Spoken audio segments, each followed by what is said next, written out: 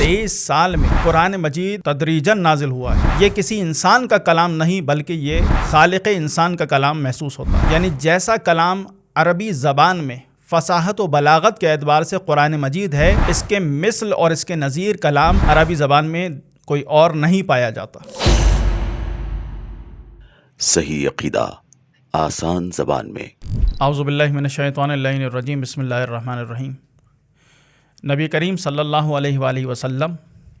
مختلف معجزات کے مالک تھے، مگر ان تمام معجزات کے درمیان جو لازوال اور لافانی نبی کریم کا معجزہ ہے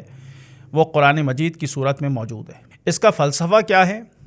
تو اس کا فلسفہ اور اس کی علت اور وجہ یہ ہے کہ چونکہ نبی کریم صلی اللہ علیہ وآلہ وسلم کا لایا ہوا دین اور لایا ہوا مذہب رہتی دنیا کے لیے ہدایت ہے، اور یہ دین اور مذہب جاوداں ہیں، اسی لیے پروردگار عالم نے اپنے حبیب کو ایک ایسا معجزہ عطا فرمایا کہ جو لازوال اور لافانی معجزہ ہے، تاکہ ہر زمانے میں آنے والا انسان اس کے ذریعے ہدایت بھی حاصل کر سکے اور دیکھ سکے کہ نبی کریم کا یہ جو معجزہ ہے اس کا جواب دیا جا سکتا ہے یا جواب نہیں دیا جا سکتا۔ لہٰذا قرآن مجید ادبی اعتبار سے بھی معجزہ ہے، یعنی جیسا کلام عربی زبان میں فصاحت و بلاغت کے اعتبار سے قرآن مجید ہے، اس کے مثل اور اس کے نظیر کلام عربی زبان میں کوئی اور نہیں پایا جاتا۔ عربوں کے بڑے بڑے نامور سخنور ادیب اور شاعروں نے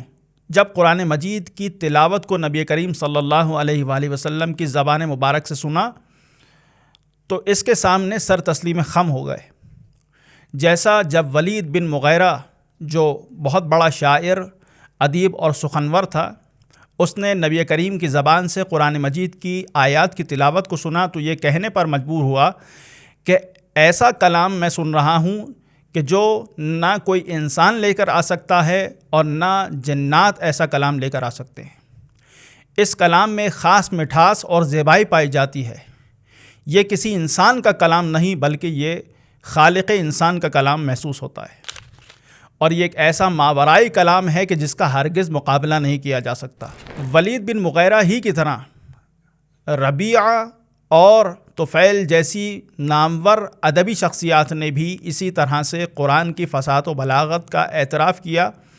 اور اس کے سامنے سر تسلیم خم کیا اور اس کا جواب لانے سے قاصر رہے۔ اور پھر جہاں قرآن مجید اپنی فصاحت و بلاغت کے اعتبار سے معجزہ ہے تو اس اعتبار سے بھی قرآن مجید معجزہ ہے کہ اس کو لانے والی شخصیت ایک ایسی شخصیت ہے کہ جنہوں نے نہ کسی مکتب میں تعلیم حاصل کی، نہ کسی مدرسے میں پڑھا، نہ کسی کتاب کو انہوں نے پڑھا اور نہ کسی استاد کے سامنے زانو ادب طے کیے۔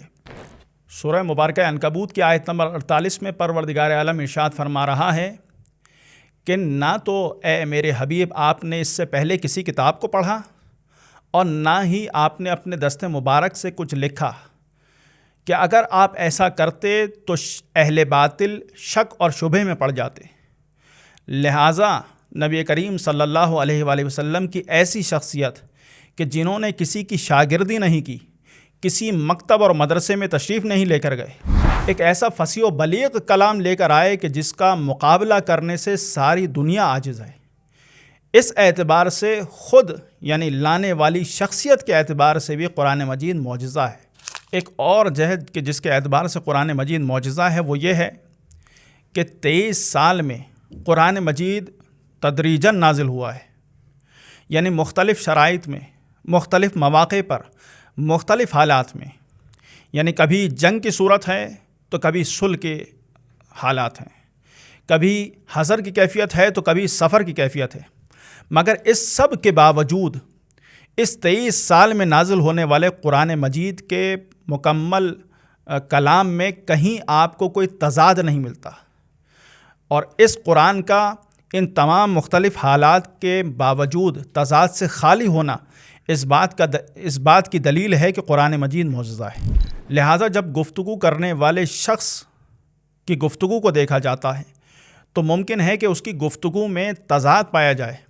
یا اسی طرح سے اگر کوئی کتاب کو تالیف کر رہا ہے، حتیٰ اس کے لیے ہم آہنگ کرنے والے اصول بھی اس نے مرتب کر لیے، اس کے باوجود بعض اوقات اس کتاب میں تضاد پایا جاتا ہے۔